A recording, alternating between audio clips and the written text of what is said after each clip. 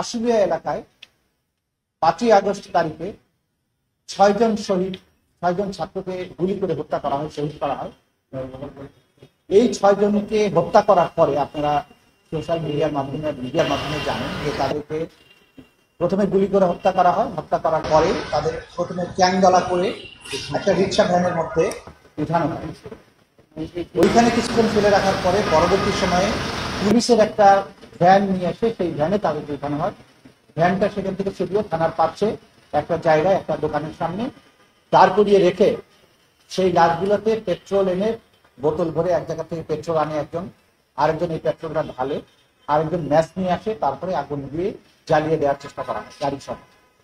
তাদের এই জ্বালিয়ে দেওয়ার চেষ্টা করার উদ্দেশ্য ছিল যাতে করে মানুষ বুঝতে না পারে যে এদেরকে কে হত্যা করেছে।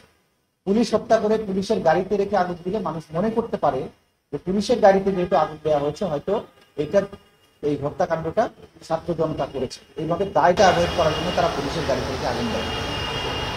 আমাদের তদন্ত সংস্থা এই ব্যাপারে ডিটেইল তদন্ত করে এবং তদন্ত পরে যেটা পাওয়া যায় যে এই ঘটনার সময়ে গুলি বর্ষণের সাথে ঢাকা 19 আসনের সেই সময় যে এমপি ছিল সাইফুল ইসলাম, সে নিজ হাতে অস্ত্র নিয়ে গুলি বর্ষণ করেছে পুলিশের পাশাপাশি ছাত্রদেরকে নিয়ে। তিনি সহ এই লাশ পোড়ানোর ঘটনার সাথে সেই সময় কর্মরত 4জন পুলিশ অফিসারকে আমরা শনাক্ত করেছি। এই 4জন আর সাইফুল ইসলাম ঢাকার 19-এর এমপি সেই সময়ে, তার বিরুদ্ধে আমরা গ্রেপ্তারি পরোয়ানা জারির জন্য আবেদন করেছি। আদালত গ্রেপ্তারি পরোয়ানা জারি করেছেন আজকে, বলেছেন ইমিডিয়েটলি তাদেরকে অ্যারেস্ট করে আদালতে সোপর্দ করা হবে এবং এই গ্রেপ্তার করা মাত্র তাদেরকে আদালতের কাছে সোপর্দ করতে হবে এবং পরবর্তী 26শে জানুয়ারিতে এই মামলার জন্য পরবর্তী তারিখ নির্ধারণ করা হয়েছে। এর মধ্যে প্রোগ্রেস রিপোর্ট বা তদন্ত রিপোর্ট যেটা আমরা পাবো সেটা আদালতের কাছে আর কাবিল বাংলাদেশের একমাত্র ইউএল এবং ভিডি সার্টিফাইড কেবল, যা A গ্রেড LME